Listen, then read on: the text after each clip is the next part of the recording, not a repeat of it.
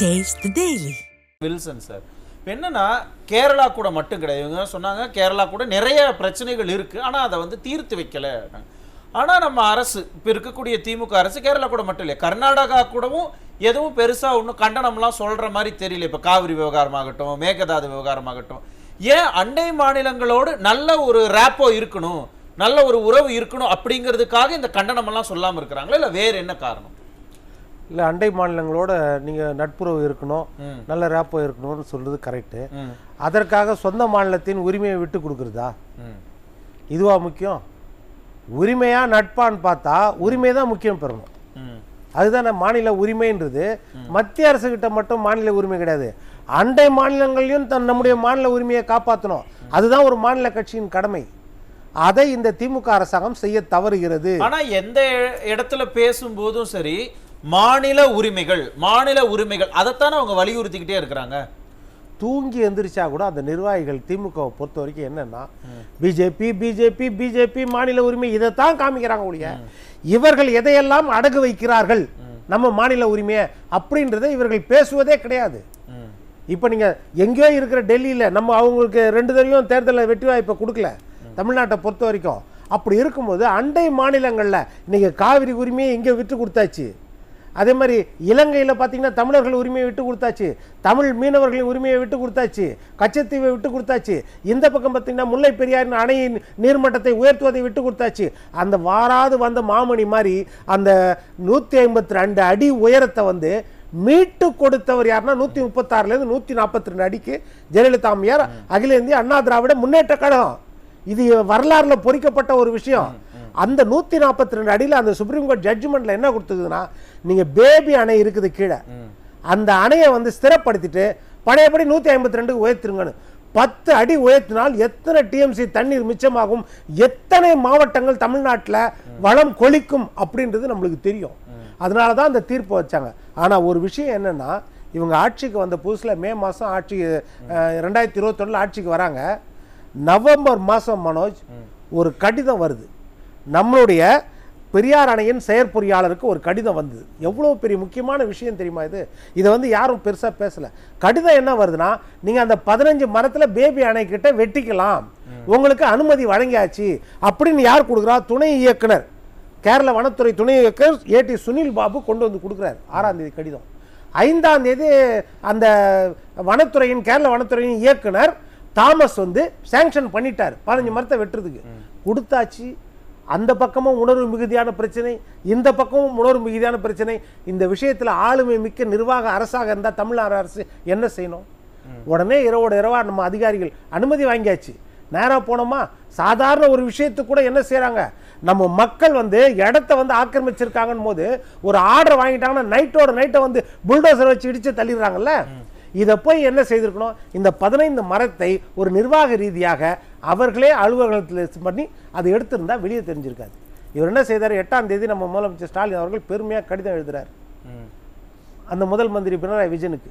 நீங்கள் எங்களுக்கு ஆர்டர் கொடுத்ததுக்காக நன்றி, எல்லா பத்திரிகைகளும் வந்துச்சு, வெற்றி தமிழ்நாட்டுக்கு வெற்றி, அவ்வளோதான். அங்கே முடிச்சுக்கிட்டாங்க, எல்லாரும் பினராயி விஜயனை எதிர்க்கிறாங்க.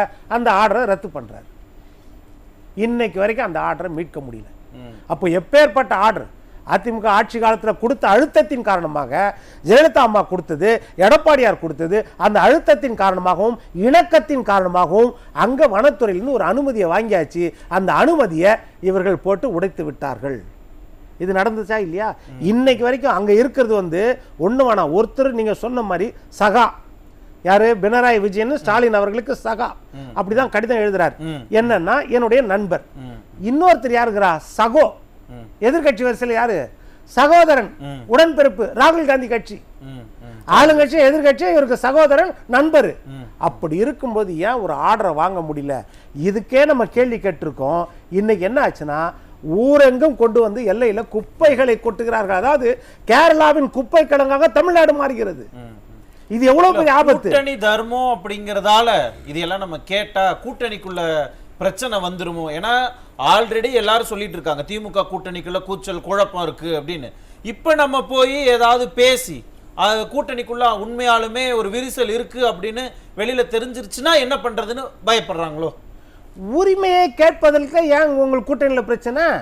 நீங்கள் வந்து திருமாவளவன் வந்து மது ஒழிப்பு மாநாடு நடத்தும் போது டாஸ்மாக மூடும் போது அவரை அழைச்சி பேசி அதில் 2 பேர் அனுப்புறீங்களா அந்த கூட்டத்துக்கு? அப்போ அந்த சமரசம் பண்ண தெரியுதுல்ல, கூட்டணி உடையக்கூடாதுன்னு இருக்காங்க. அப்போ இதை ஏன் கேட்க முடியல?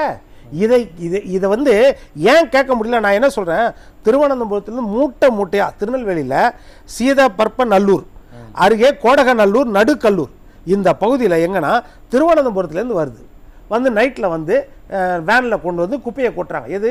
பயோமெடிக்கல், பிளாஸ்டிக்கு, இது எல்லாத்தையும் கொண்டு வந்து கொட்டுறாங்க. அப்புறம் கோழி, ஆடு, மாடு இறைச்சி இதை கொண்டு வந்து கொட்டுறாங்க, கழிவுகளை. அப்போ அது எவ்வளோ பெரிய ஆபத்து! இது நம்மளுக்கு மட்டும் ஆபத்து கிடையாது, நம்ம உயிரினங்களுக்கு மட்டும் கிடையாது, நம்ம வனத்தில் இருக்கிற விலங்குகள், பறவைகள், அதுக்கு எவ்வளோ பெரிய ஆபத்து அந்த விஷப்பொருட்களை அவங்க சாப்பிடும்போது. அதனால வனத்திற்கு எவ்வளோ பெரிய கொடுமை. இப்போ அரசு என்ன செஞ்சிருக்கணும்?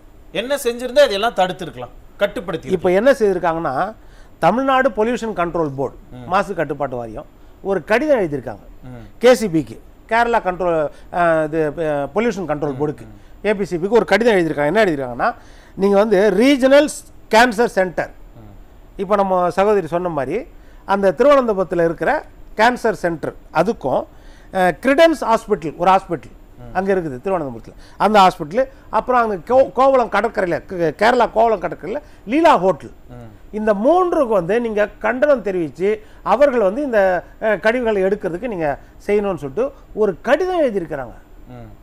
நம்ம ஒன்று கண்டனம் தெரிவித்து ஒரு அறிக்கை கொடுக்கணும், கேரள முதலமைச்சருக்கு ஒரு கண்டனம் தெரிவித்து அறிக்கை கொடுக்கணும். இதை ஏன் கவனிக்காமல் இருக்கிறீங்க? அங்கே வனத்துறை அமைச்சருக்கு ஒரு கடிதம் கொடுத்துருக்கணும், சுகாதாரத்துறை அமைச்சருக்கு ஒரு கடிதம் அனுப்பியிருக்கணும், உடனடியாக கண்டனம் தெரிவித்து.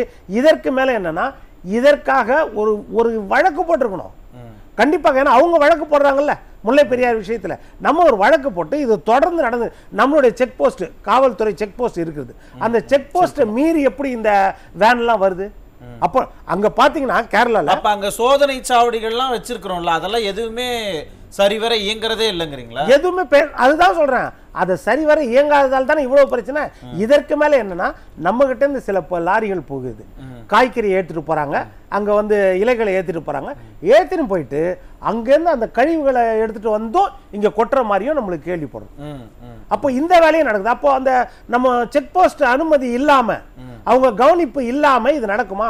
இதே உதாரணம் என்ன இருக்குதுன்னா, இங்கேருந்து சில கழிவுகள் கேரளாக்கு கொண்டு போனா கேரளால மக்களே பிடித்து அவர்களை எப்படி நைய புடைத்து காவல்துறை கிட்ட கொடுக்குறாங்களாம். காவல்துறை என்ன செய்யுது? தமிழ்நாட்டுல மக்களுடைய ஒத்துழைப்பு இல்லையா? தமிழர்கள் அங்க தப்பி தவறி அங்க கொட்டினாங்கன்னா காவல்துறை கிட்ட கொடுத்துட்டு, காவல்துறை என்ன தெரியுமா செய்யுது?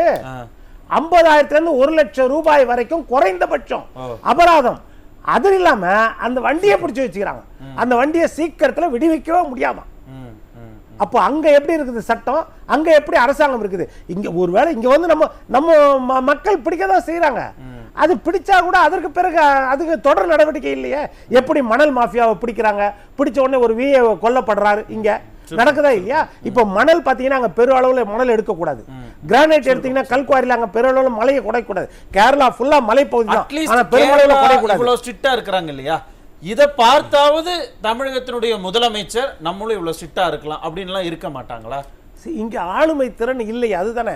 யாருகிட்ட அதிகாரம் இருக்கிறது என்பதே நம்மளுக்கு ஒரு பெரிய கேள்விக்குறியா இருக்குது. ஏன்னா இந்த மாதிரி பிரச்சனை இப்ப நீங்க திருநெல்வேலி மட்டும் இல்ல, அது அதாவது தென்காசியில நடக்குது, நாகர்கோயில நடக்குது, கோவையில் நடக்குது, அந்த பகுதி எல்லாமே என் பேரோட இருக்குது. ராதாபுரம், பணக்குடி, நாங்குநேரி, இந்த பகுதியில் எல்லா இடத்துலையும் கொட்டுறாங்க.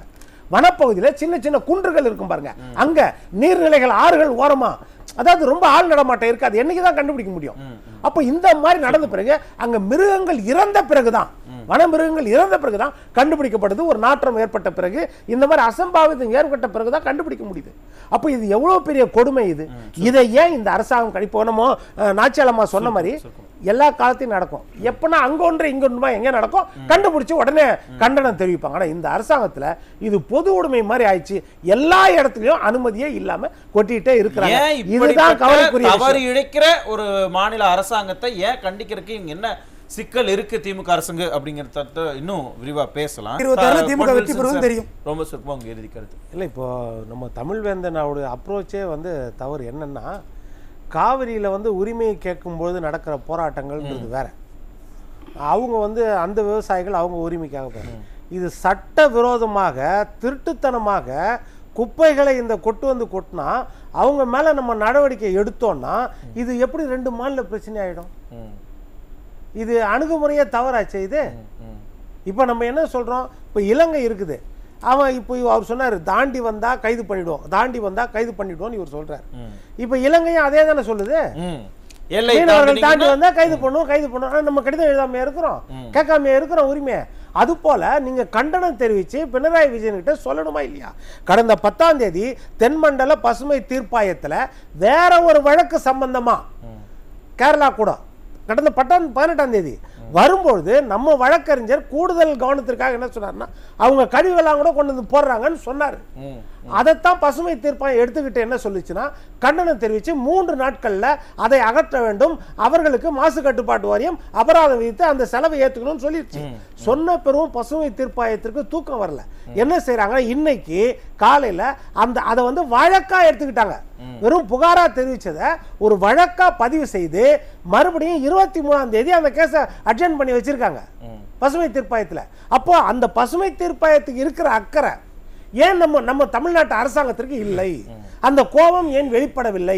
இதைத்தான் நம்ம கேட்கிறோம். நீங்க நடவடிக்கை எடுக்கிறீங்க, கைது செய்ய போறீங்க, அந்த நம்ம சுற்றுச்சூழல் சட்டத்தின் பிரகாரம் 5 ஆண்டுகள் வரை சிறை தண்டனை கூட கொடுக்கலாம், 1 லட்சம் அபராதம் விதிக்கலாம். நீங்க அந்த நடவடிக்கை எடுக்கிறீங்க, அந்த அரசாங்கத்திற்கு என்ன கண்டனம் தெரிவிச்சிருக்கீங்க? நம்ம தமிழ்நாட்டு மக்களுக்கு என்ன நம்பிக்கை ஏற்படுத்தியிருக்கீங்க இனிமேல் வராது அப்படின்றதுக்கு? அதைத்தான் நம்ம கேள்வியா கேட்கிறோம். இதை ஏன் செய்ய தவறுவீர்கள்? திராவிட முன்னேற்ற கழக அரசாங்கம் எல்லாத்துலயும் சமூக நீதி பேசுறீங்க, அங்க உங்களுக்கு இணக்கமான அரசாங்கம் தான் இருக்குது, நீங்க ஏன் கேட்க முடியல? இதே மாதிரி தான் சிவகுமார் அவர்கள் மேகதாதுல அணையை கட்டுவோம், நாங்க வந்தா 9000 கோடி பட்ஜெட்ல ஒதுக்குவோம் சொன்ன பொழுது அதை மறுக்காம தேர்தல் வாக்குறுதியா நீங்க போய் பிரச்சாரம் பண்ணீங்க, வெற்றி பெற்றவன போய் மாலை சூடுனீங்க, துண்டு போத்துனீங்க, போர்வை போத்துனீங்க. ஆனா என்னன்னா அதுதான் சொல்றேன், கேட்க வேண்டிய இடத்துல நீங்க மறுப்பு தெரிவிக்கணுமா இல்லையா, கண்டனம் தெரிவிக்கணுமா இல்லையா? அதுதானே ஆளுமை மிக்க இது. நீங்க உங்களுடைய கொள்கையை என்ன சொல்றீங்க, உரிமைக்கு குரல் கொடுப்போம், உறவுக்கு கை கொடுப்போம். கொடுங்க, கேரள அரசாங்கத்துக்கு கூட உறவுக்கு கை கொடுங்க, பினராயி கொடுங்க, ஆனா உரிமைக்கு குரல் கொடுங்க. அந்த குரல் ஏன் தவறுகிறீர்கள் என்பதுதான் திமுக அரசாங்கத்திலும் நம்ம கேட்கிற கேள்வி. இனிமேலாவது உரிமைக்கு குரல் கொடுப்பாங்களா மாட்டாங்களா? அது நம்பிக்கை இல்லையே நமக்கு. ஏன்னா அவங்க பதுங்கும் பொழுது என்ன செய்யுது, இப்போ தேசிய பசுமை தீர்ப்பாயம் வழக்கா எடுத்திருக்காங்க, வழக்கா எடுத்திருக்கும் போது அவங்க மேல வந்து ஒரு புகார் தெரிவிக்கணும் இல்லையா, அந்த அரசாங்கத்தின் மீது கண்டனம் தெரிவிக்கணும் இல்லையா? இந்த அரசாங்கத்தின் கவனக்குறைவு, வனத்துறை சுகாதாரத்துறை அமைச்சர்களின் கவனக்குறைவால் தானே எல்லை தாண்டி அங்கிருந்து வருது. அப்படி இருக்கும்போது வரல, ஏன்னா இங்கிருந்து இதே மாதிரிதான் எல்லை தாண்டி நம்முடைய அமைச்சரின் கவனக்குறைவால் தான், இப்ப சொன்னாங்களே துரைமுருகன் கவனக்குறைவால் தான் மணல் அங்க கடத்தப்படுகிறது, கனிம வளங்கள் கொள்ளையடிக்கப்படுகிறது. இது நடக்குதா இல்லையா? அப்போ இதே மாதிரி தானே அங்கேயும் நடக்குது. அப்போ அதற்காக நம்ம கண்டனம் தெரிவிக்கணுமா இல்லையா? இதை ஏன் தெரிவிக்க தவறுகிறது திராவிட முன்னேற்ற கழக அரசாங்கம்? இதை தான் நம்ம தமிழ் வந்தவங்கிட்ட கேட்கிறோம். கண்டிப்பா அந்த கண்டனம் இனிமேலாவது வருமா அப்படிங்கறதையும் நம்ம பொறுத்து